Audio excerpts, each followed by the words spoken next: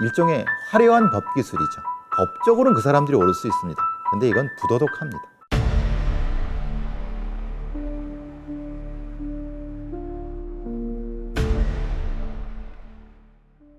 (2024년 1월 5일) 밤늦은 시간, 어느 온라인 커뮤니티 게시판에 글이 올라왔습니다.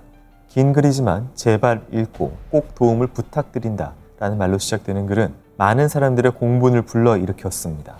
글쓴이는 홀로 딸을 키우고 있는 어머니 최 씨로 딸에게 벌어진 억울한 일 때문에 불안하고 가슴이 미어진다며 현재 심정으로는 할 수 있는 발악을 다 하고 싶다는 절절한 심정을 토로했습니다.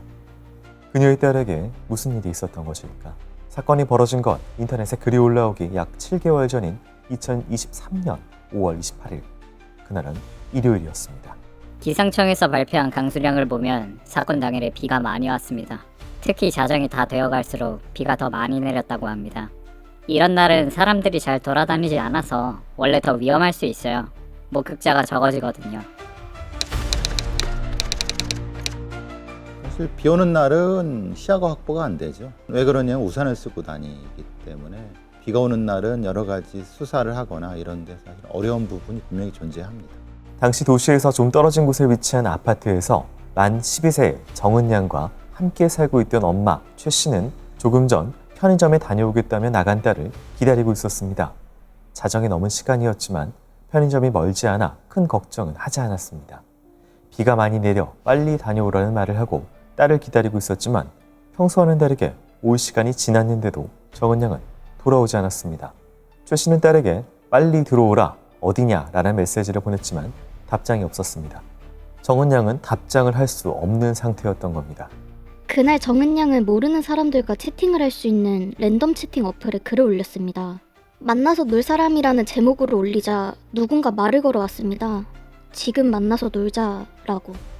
정은 양은 말을 걸어온 상대에게 제가 14살인데 괜찮아요 라고 물었고, 상대는 괜찮다, 그런 거 상관없다 라는 답장을 보냈습니다. 그리고 자정이 넘은 00시 26분, 정양이 살고 있는 아파트 지하 2층 주차장으로 BMW 승용차 한 대가 들어왔습니다. 운전석엔 한 남자가 타고 있었고, 그는 정은 양을 조수석에 태운 뒤 아파트를 빠져나가 더욱 인적 없는 길로 들어섰습니다. 랜덤 채팅 앱들이 그래서 위험한 부분이 분명히 존재합니다. 왜냐하면 랜덤 채팅 앱의 그 가해자들은 자기 신상이 공개되지 않아요. 그럼 가서 만나게 되면은 그거를 물리기가, 도망가기가 쉽지가 않아요. 피해자들은 혼자일 경우가 많기 때문에. BMW가 어두운 길을 향해 갈수록 정은 양은 더욱 겁을 먹었지만 12세의 나이로 할 수 있는 건 없었습니다. 어머니 최 씨는 당시 딸이 겪은 상황에 대해 이렇게 썼습니다. 차가 모르는 길로 계속 가니까 아이가 무서워서 신호대기 중에 차문을 열고 도망갈까 생각도 했대요. 하지만 도망가봤자 차가 자기보다 더 빠르니까 잡혀서 해코지를 당할까봐 두려워서 내리지도 못했다고 하더라고요. 낯선 길을 달려 도착한 곳은 정은 양이 보기에 실내에 있는 차고지처럼 보였다고 했습니다. 남자는 정은 양에게 차에서 내리라고 했고 먼저 계단을 올라가며 따라오게 했습니다. 그렇게 도착한 곳은 무인 모텔. 정은 양은 방에 들어서자마자 더욱 겁에 질렸고 무섭다, 이제 집에 가봐야 한다, 엄마한테 계속 연락이 온다며 애원했지만 남자는 미성년자인 정은 양의 옷을 벗기며 왜 가야 하는데? 라고 말하며 강제 추행을 시작했습니다. 이런 얘기를 하는 사람들이 있습니다. 도망갈 수도 있고 소리칠 수도 있고 반항 저항에 이런 액션을 취할 수 있지 않느냐. 그건 진짜 범죄를 모르는 사람들입니다. 왜냐하면 일단 한번 범죄자의 경계선 안에 들어오게 되면 통제가 됩니다. 심리적으로 두려움을 갖게 되죠. 지금 나를 죽일 수도 있고 나를 해코지할 수도 있는 상태에서 바로 그 행동을 할 수는 없는 거예요. 그러니까 이런 부분을 감안하지 않고 저항도 하지 않았고 도망도 안 갔으니까 그거는 동의한 것이 아니냐라고 하는 것은 이건 인식의 부족입니다. 특히 나이 차이가 많고 물리적 차이가 많은 경우에는 이것을 벗어나려고 하는 액션을 하기 어렵다. 이게 언다고 하죠. 남자는 36살의 이 씨, 그리고 정은 양은 당시 14살, 생일이 지나지 않아 만 12세였습니다. 이 씨와 대화를 나눈 랜덤 채팅 어플 닉네임에도 14라는 숫자가 들어가 있었습니다. 그럼에도 미성년인 정은 양을 모텔에 데려온 이 씨. 랜덤 채팅 어플에서도 피해자는 이미 자신이 14살이라고 밝혔고 이 씨가 상관없다고 했습니다. 그런데도 이 씨는 피해자가 13세 미만이라는 것을 몰랐다고 주장하고 있습니다. 정은 양이 집에 가겠다고 말했는데도 이 씨의 강제추행은 계속 이어졌습니다. 정은 양은 이 씨를 밀치며 저항했지만 소용이 없었습니다. 성범죄가 벌어지는 동안 어린 정은 양은 다시 저항했습니다. 그러자 이 씨는 가만히 있어라. 가만히 안 있으면 어떤 일이 일어날지 모른다. 100대 맞는다. 라고 말하며 엎드려 있던 정은 양의 손을 등 뒤로 돌려 가죽 수갑을 채웠습니다. 손이 수갑으로 결박당해 제대로 움직이지 못하는 상황에서 이 씨는 미리 준비해온 채찍으로 정은 양의 신체 일부를 때리기 시작했습니다. 정은 양은 당시 상황에 대해 엉덩이와 다리를 20에서 30회 정도 맞은 것 같다라고 진술했습니다. 또 아픈 정도를 1부터 10까지 표현해보라는 질문에 9 정도 되고 피가 날 것 같았다. 엉덩이도 빨갛고 라고 대답했습니다. 사디즘이죠, 사디즘.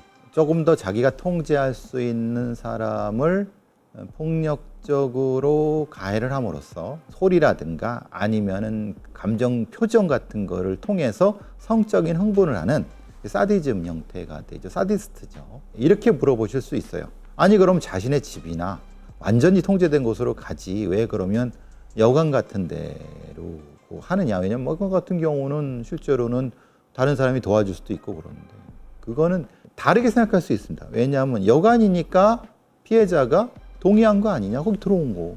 그 자체의 상황적인 동의로 읽힐 수 있죠. 집으로 데려갔다는 건 완전히 통제죠. 그러니까 재판하는 과정이나 이런 법의적인 어떤 부분에서는 자신의 공간에 되는 거다. 여관 같은 공공장소에 있는 것이 범죄자한테 상당히 유리합니다. 근데 그 공간에서 피해자는 저항할 수 없습니다. 아까 말한 심적 부동 상태가 되니까. 경찰 조사에서 정은 양은 이 씨가 유사 성행위를 시키고 성인용 기구까지 이용해 성폭행을 했다고 진술했습니다. 그리고 이 씨는 겁에 질린 정은 양을 직접 성폭행했습니다. 그렇게 지옥 같은 시간이 끝나자 이 씨는 아무 일도 없었다는 듯 정은 양을 모텔에서 데리고 나왔습니다. 이 씨는 피해자 정은 양을 차에 태우고 피해자가 사는 아파트 쪽으로 갔습니다. 그런데 아파트에 내려주지 않고 아파트를 4정거장 정도 지나쳐 빗속에 그냥 내려주고 가버렸습니다. 정은 양은 퍼붓는 비를 쫄딱 맞으며 걸어서 집으로 향했습니다. 왜 그럼 데려다 줬을까? 왜냐? 이 범인이 구성한 요소는 뭡니까? 피해자가 동의를 했고 동의한 상태에서 관계를 가졌고 그러니까 그 근처에 데려다 줬다. 이렇게 알리바이를 설정할 수가 있죠. 이걸 다 생각하고 있을까? 다 생각하고 한 겁니다. 초범일까요? 아니죠. 이건 초범일 수가 없는 거죠. 왜냐하면 모텔 같은 데를 이용했다. 그리고 도구를 이용했다. 제압하는 말, 어떤 스크립트 이것도 보면은 이건 초범일 수가 없는 거죠. 집 근처에 왔을 때 정은 양은 어머니에게 전화를 했습니다. 이미 딸 정은 양에게 수십 통의 전화를 걸었던 최 씨는 딸의 전화를 받고 안심했지만 집에 돌아온 딸의 몰골은 말도 아니었습니다. 무슨 일이 있었는지 묻자 정은 양은 아는 언니를 만나고 왔다고 했지만 무척 겁에 질려 있었습니다. 큰일이 생겼다는 걸 직감한 최 씨는 딸에게 계속 질문을 했고 결국 딸이 성범죄를 당했다는 것을 알게 됐습니다. 하지만 최 씨는 신고를 망설였다고 했습니다. 정은 양이 어머니에게 신고를 하면 그 아저씨에게 보복을 당할까 무섭다라고 말했던 것입니다. 게다가 평소 우울증과 불안장애를 앓고 있던 정은 양이 수사를 받으며 사건 내용을 반복해 진술할 걸 생각하니 신고를 할 엄두가 나지 않았다고 했습니다. 하지만 약 3일이 지난 후 엄마 최 씨는 또 다른 피해자가 생길 것을 우려해 경찰에 신고를 했습니다. 그런데 최 씨의 걱정대로 어린 정은 양은 경찰과 해바라기 센터, 병원 등을 오가며 같은 진술을 반복해야만 했습니다. 무척 증거라고 하면은 몸에 남은 DNA라든가 아니면 흔적들이잖아요. 사실 물적 증거가 찾기 쉽지 않죠. 왜냐하면 이 정도 나이면은 몸 같은 것도 사실은 조금 사라져 버립니다. 빨리 회복이 된다는 거예요. 그리고 사실 정액이나 이런 것도 샤워나 배설을 통해서 사라져 버리는 거기 때문에 그럼 이제 바로 신고하지. 근데 이 어린아이들은 이게 범죄를 당한 건지 뭔지를 잘 인식이 늦습니다. 그래서 어린아이들을 이 범죄자들이 공격을 하는 이유가 그겁니다. 신고가 늦고 인지가 늦기 때문에 그런 겁니다. 힘든 상황에서도 용기를 낸 정은 양 덕분에 결국 이 씨는 체포됐고 사건 한 달 만인 6월 23일 구속됐습니다. 이 씨는 사건 당시 여러 가지 성인기구를 비롯해 가죽 수갑과 채찍도 가지고 있었다고 시인했습니다. 최 씨는 이제 곧 재판이 시작될 것이고 가해자가 처벌받을 일만 남았다고 생각했습니다. 하지만 이때부터 사건은 이상하게 흘러가기 시작했습니다. 구속되어 조사를 받은 이 씨는 성폭력 범죄의 처벌 등에 관한 특례법 위반, 13세 미만 미성년자 강간 혐의로 기소돼 재판을 받았습니다. 재판은 무려 6개월 동안이나 지속됐습니다. 정은 양이 모텔에서 겪은 일이 검찰의 공소장에 적혀 재판에서 다뤄졌고 이에 대해 피고인인 이 씨 측의 주장은 이랬습니다. 피해자가 모텔에 들어가서 피해자에게 성인용 기구들을 보여준 사실은 있습니다. 하지만 성폭행을 하거나 성인용 기구들로 성폭행하지 않았고 채찍으로 때리지 않았습니다. 즉 모텔에 들어가 성인용 기구를 보여준 것만 인정하고 성폭행은 아예 없었다고 주장한 것입니다. 먼저 검사가 기소한 혐의가 13세 미만 미성년자 강간이기 때문에 피고인 이 씨가 정은 양의 아이를 알았는지의 여부가 재판에서 중요한 쟁점으로 떠올랐습니다. 미성년자 의제 강간이죠, 이거는. 그러니까 본인이 동의했다 하더라도 피해자가 동의했다라도 처벌받을 수 있는 거예요. 그런데 그것을 넘은 경우는 본인이 동의하면은 이 처벌이 사실은 쉽지 않죠. 물론 처벌이 될 수도 있습니다만은 의제 강간과 그렇지 않은 것은 아주 천지 차이입니다. 그래서 범인이 계속 나이를 얘기하는 겁니다. 근데 거꾸로 생각하면은 범인은 그런 아이들을 선택했다고 생각할 수 있지 않을까요? 왜냐? 나는 14세로 알았다. 본인이 14세라고 그러지 않았느냐? 라고 계속 피해자 탓을 하는 거죠.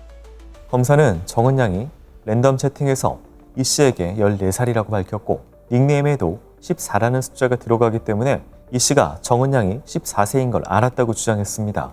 하지만 이 씨는 피해자가 13세 미만이라는 점을 몰랐다라고 반박했습니다. 피해자의 키와 외모가 전혀 미성년자처럼 보이지 않았다는 겁니다. 사건 당시 정은 양은 158cm의 키에 84kg으로 성인으로 보였다는 것. 하지만 어머니 최 씨는 딸이 키가 크고 덩치가 있다고 해서 성인으로 착각하는 건 비상식적이다. 누가 봐도 애 얼굴인데 미성년자인 걸 몰랐다는 것은 말도 안 된다라는 인터뷰를 하기도 했습니다. 사건 당일 딸이 밖에 나갈 때 화장기 하나 없는 맨 얼굴이어서 절대 어른으로 오해하는 건 이해할 수 없다고 했습니다. 재판이 엉망이 된 게 객관적인 데이터를 가지고 했어야 돼요. 범인이 보기에는 커 보인다.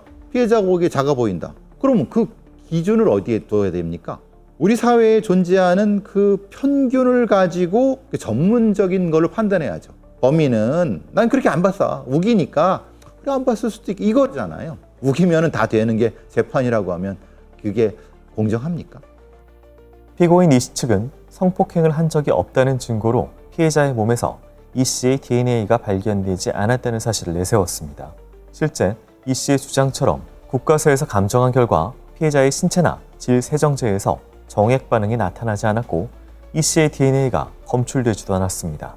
이 씨 측은 피해자가 성폭행을 당할 때 이 씨가 콘돔을 사용하지 않았다고 진술했기 때문에 성폭행이 있었다면 이 씨의 정액이나 DNA가 나와야 하는데 나오지 않았으니 성폭행이 없었다라고 주장한 것입니다. 하지만 검사는 반박했습니다. 사건 당일 특히 자정이 넘어서는 비가 엄청나게 많이 왔습니다. 피해자가 내정거장 거리를 비를 맞고 걸어왔고 집에 와서는 샤워를 했다고 진술했습니다. 게다가 질 세정제까지 썼으니 정액이나 DNA가 나오지 않을 수도 있습니다. 국과서 역시 DNA형의 검출 유무는 검출 한계 이하로 존재하면 검출되지 않을 수 있고 정액 반응 유무는 생식기 내에 사정했는지의 유무에 따라 달라질 수 있고 물리적, 생물학적인 환경으로 검출되지도 않을 수 있다라고 답했습니다. 만약에 뭐 사정을 했다 그래도 3일 뒤고 그리고 비가 왔다고 온몸이 다 젖었을 테니까 씻겨 나갔을 수 있으니까 DNA가 발견되지 않을 가능성이 훨씬 더 높죠. 그러니까 그것을 감안하고 수사와 재판이 진행됐어야 되는 게 맞죠. 콘돔을 사용해서 사정을 하는 경우, 그 다음에 3일 동안 샤워를 했을 경우에는 이게 찾아보기 힘드나요? 그렇죠. 왜냐하면 콘돔을 사용하면 어떻게 나오기가 쉽지 않죠. 그리고 이런 성범죄를 당한 아이들은 자신의 몸에 이물질이 들어가서 더 팍팍팍 닦습니다. 그러니까 더 깨끗하게 이게 더 사라져 버리는 거죠. 그런데 이 씨 측의 주장과 다르게 이 씨 측의 DNA가 검출된 물품이 있었습니다. 바로 사건 당일 피해자 정은양이 입고 있던 옷의 가슴 부위에서 이 씨의 YSTR DNA형을 포함한 혼합 남성의 YSTR DNA형이 검출된 것입니다. 피해자 정은양은 해바라기 센터에서 진술할 때 이 씨가 자신의 가슴 부위를 옷 위로도 맨살로도 만졌다고 주장했습니다. 그렇기 때문에 정은양의 의복 가슴 부위에서 이 씨의 YSTR DNA형이 나왔다는 건 피해자의 진술과 부합되어 보였습니다. 그러나 법원의 판단은 달랐습니다. YSTR DNA형은 동일 부계 남성이 모두 공유하므로 개인 식별은 불가능하다라는 국가서의 의견을 받아들여 이 씨가 피해자의 가슴 부위를 만졌다고 단정하기 어렵다고 판단한 것입니다. 즉, 이 씨와 동일 부계 유전자를 가지고 있는 이 씨의 아버지 쪽 친척들, 더 나아가 동일 부계 유전자의 이 씨의 집성총 사람들은 모두 용의선상에 오를 수 있으니 범인이 이 씨라고 단정하기 어렵다는 것입니다. 하지만 의문점이 있습니다. 사건 당일 피해자와 만났던 사람은 이 씨와 동일한 부계 유전자를 가진 사람이 아닌 이 씨 본인이었고 피해자가 이 씨의 강제추행을 주장하고 있는데 왜 이 증거가 배척당했던 것일까? 재판부에서는 이렇게 얘기를 하는 거죠. 이 사람은 아니다. 그러면은 요게 있는 거는 그 Y염색체의 부계의 형제와 아버지와 뭐 큰아버지와 이게 그 중에 하나는 거기 있었던 거 아니에요. 그러면 그걸 다 찾아보면 그 상황에 거기 있을 거 그 사람밖에 없잖아요. 그게 왜 증거가 안 되죠? 그러니까 이게 참 법률가들이 법기술을 발휘한 거죠. 아니 그 사람은 아니지 않냐. 법원이 배척한 증거는 또 있습니다. 이번에는 피해자의 DNA였습니다. 피고인 이 씨에게서 압수한 성인용 기구들 중 하나에서 피해자의 DNA가 검출됐습니다. 이 씨는 성인용 기구를 보여주기만 했지 피해자에게 사용하지 않았다고 주장했는데 피해자의 DNA가 발견된 건 범행의 증거로 볼 수 있다는 의견입니다. 그러나 법원은 이것을 유죄의 증거로 판단하지 않았습니다. 피해자의 DNA가 발견된 성인용 기구는 피해자인 정은양이 언급한 적이 없는 물건이었고 더구나 검사가 범행에 쓰였다고 제출한 성인용 기구들에서는 피해자의 DNA가 전혀 검출되지 않았다는 것입니다. 그러니까 이제 이런 거죠. 증거로서 하겠다고 한 것만 판단한다. 근데 그건 뭐냐? 피해자가 기억하는 어떤 도구예요. 증거를 이렇게 했어야 맞는 거죠. 그런 공포스러운 상황에서 정확하게 어떤 도구를 썼는지 기억할 수가 있나요? 그러니까요.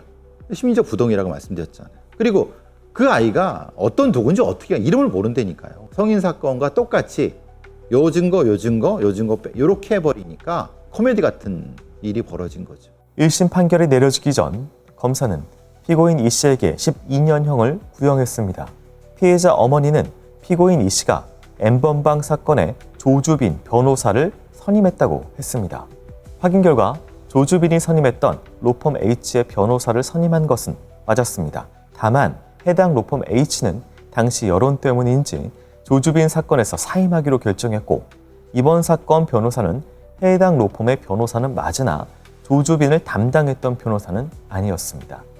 그렇다면 실제 판결은 어떻게 내려졌을까? 2024년 1월 4일 이 사건의 최종 선고가 내려졌고 다음 날 밤 정은양의 어머니는 인터넷 커뮤니티 게시판에 글을 올렸습니다. 글 내용은 만 12세의 딸이 36세의 남성에게 성폭행을 당했는데 재판 결과가 억울하다라는 내용이었습니다. 1심에서 이 씨가 받은 최종 판결은 무죄. 1심 법원은 앞서 언급한 대로 DNA 증거들을 유죄의 증거가 아니라고 봤고 검사가 제출한 증거만으로는 피고인 이 씨가 범인이라는 것이 증명되지 않았다고 했습니다. 가장 큰 쟁점 중에 하나인 나이 문제는 이렇게 판단했습니다. 피해자는 해바라기 센터 및 이 법정에 피고인과 대화할 당시 14살이라고 말했다는 취지로 진술하였다. 하지만 피고인이 피해자의 생일을 알았다는 증거는 없고 피해자가 우리나라 나이로 14살이라는 점을 알았더라도 피해자의 만 나이를 정확히 알기는 어려웠을 것으로 보인다. 피해자 정은양은 사건 당시 14세였지만 생일이 지나지 않아 만 12세였습니다. 즉 검사가 기소한 죄명인 13세 미만 미성년자 강간죄 피해자에 포함된 나이였습니다. 그러나 이 씨가 당시 피해자의 생일을 알았다는 증거가 없었으므로 정은양이 만 나이로 12세인지 13세인지 몰랐을 가능성이 크다는 겁니다. 만약 만 13세임을 알았다고 하더라도 13세 미만 미성년자 강간죄의 혐의는 적용할 수 없다는 말입니다. 검사의 역량의 부족, 변호사의 법기술을 판사가 그냥 쉽게 받아들인 거다. 만약에 이게 고등법원까지 갔다고 하면은 이건 이렇게 받아들여지지 않을 거다. 다르게 볼 수 있다. 그러니까 전략을 바꾸면은 이거는 꼭 무죄라고 볼 수 없다. 이게 참 어떻게 보면은 너무 증거를 세심하게 보는 것, 아니면 너무 분리해서 보는 것, 이거에 대한 법기술의 승리죠. 그게 아마 이거랑 관련이 있을까요? 조주빈이 처음에 선임을 했다가 이 로펌에서 사임을, 이 로펌 자체가 사임을 했는데 이 로펌이 그때 당시 욕을 많이 먹은 이유가 성범죄자들을 많이 변호를 했다. 그러니까 성범죄자들이 승소할 수 있도록 하는 기술을 알고 있는 팀이다. 지금 포털 같은 거 켜보면은 성범죄 전담 변호사라는 게 광고가 많이 뜹니다. 그럼 거기서 어떻게 이걸 빼줄 것인가에 대한, 그러니까 증거를 어떻게 조각낼 것인가에 대한 기술적인 얘기도 많이 합니다. 일종의 화려한 법기술이죠. 법적으로는 그 사람들이 옳을 수 있습니다. 근데 이건 부도덕합니다. 그런데 피해자의 나이에 대한 법원의 판단 중 의아한 부분이 있습니다.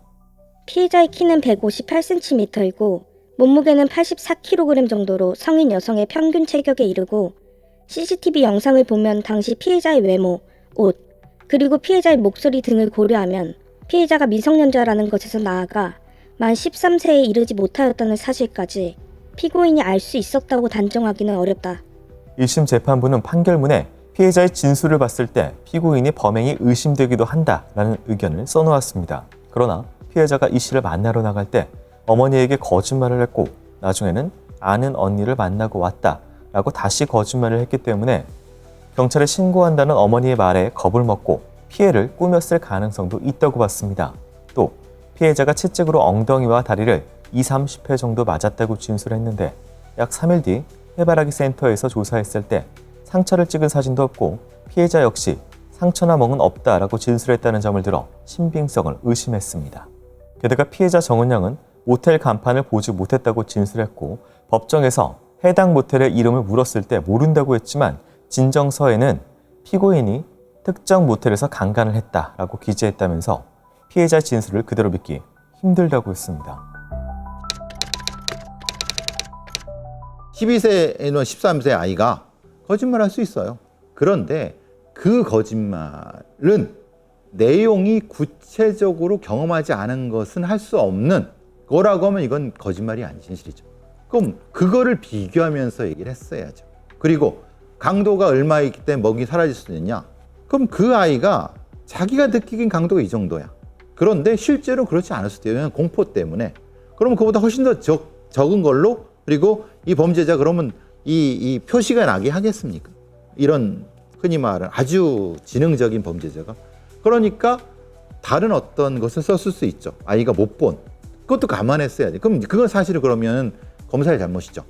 참고로 이제 해바라기 소속 진술 분석 전문가가 피해 아동 진술을 두고 경험하지 않고서는 진술할 수 없을 정도로 구체적인 사실이다 라는 분석 결과를 내놓은 바가 있는데요. 이게 좀 배치되는 것 같은데요, 판결하고? 그래, 좋아. 그 해바라기 센터에 그 사람이 한 사람 거면은 좀 미흡한 게 있어. 그러면 그거를 다른 전문가 몇을 더 감정을 해서 그들의 얘기를 들어서 했어야지. 제발 좀 근거를 가지고 판단했으면 좋겠어요. 자기의 생각이 아니라.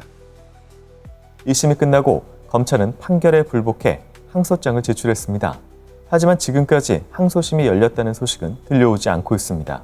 이 사건이 세상에 알려졌던 2024년 1월 피해자 정은양의 어머니는 정은양이 우울증, 불안장애, 공황장애까지 진단을 받고 자해가 심각해 폐쇄병동에 입원했다는 인터뷰를 했습니다.